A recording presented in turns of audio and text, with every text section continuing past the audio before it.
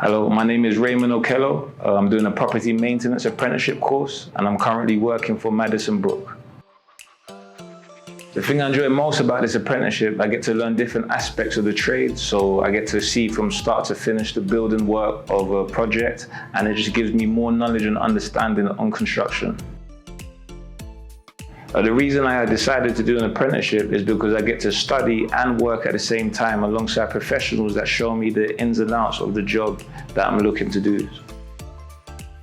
Exciting projects I worked on is when we honed in our paintbrush skills, where we painted in a pattern in the wall to help us with detailed painting. I really enjoyed this because I never did it before, and it improved my skills vastly.